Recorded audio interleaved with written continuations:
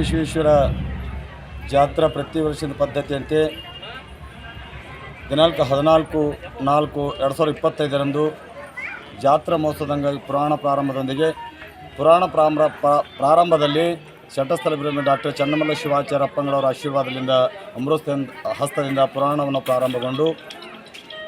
ಜಗದಾದಿ ಜಗದ್ಗುರು ಶಿವಲಿಂಗೇಶ್ವರರ ಮಠದ ಪೀಠಾಧಿಪತಿಗಳು ಬಂದು ಮತ್ತು ಬಬಲಾದ ಶ್ರೀಗಳು ಮುಗುಳ್ನಾಗದ ಶ್ರೀಗಳು ಎಲ್ಲ ಪರಮ ಪೂಜ್ಯರ ಪವಿತ್ರ ಆಶೀರ್ವಾದ ಪಡ್ಕೊಂಡು 15 ದಿನ ಪರ್ಯಂತರ ಬಗ್ಗೆ ವರದಾನೇಶ್ವರಿ ಗುಡ್ಡಾಪುರದ ಮಹಾತಾಯಿಯ ಪುರಾಣವನ್ನು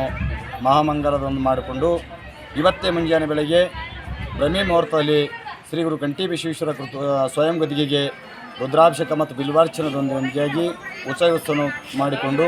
ಮತ್ತು ಹಿರೇಮಠ ಸಂಸ್ಥಾನದ ಮನೆತನದಿಂದ ಕಳಸಾರೋಹಣ ಮತ್ತು ಪಡಿಶೆಟ್ಟಿಯವರ ಮನೆತನದಿಂದ ಮಿನಿ ಉತ್ಸವ ಮಾಡಿಕೊಂಡು ಗ್ರಾಮದ ಪೊಲೀಸ್ ಪಾಟೀಲರ ಮನೆಯಿಂದ ಕುಂಭೋತ್ಸವ ಮಾಡಿಕೊಂಡು ಸಮಸ್ತ ಗ್ರಾಮಸ್ಥರ ಪರವದಿಂದ ಮತ್ತು ಅಪಾರವಾಗಿರ್ತಕ್ಕಂಥ ಒಂದು ಭವ್ಯ ಮಂದಿರದಿಂದ ಶ್ರೀ ಗುರು ಸಾವಳಗಿ ಶಿವಲಿಂಗೇಶ್ವರರ ಮಠದ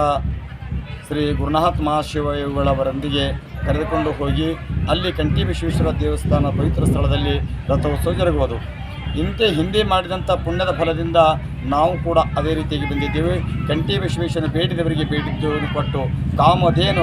ಕಲ್ಪವೃಕ್ಷ ಎನಿಸಿಕೊಂಡಿರುವಂಥ ಕಂಠಿ ಬಸವೇಶ್ವರ ಸುಕ್ಷೇತ್ರವಾಗಿರ್ತಕ್ಕಂಥ ಹಡಿಗೆಲ ಗ್ರಾಮದ ಭಕ್ತರಿಗೂ ತನುಮನ ಧನವನ್ನು ಕೊಡುವಂಥ ಶಕ್ತಿಯನ್ನು ಕೊಟ್ಟು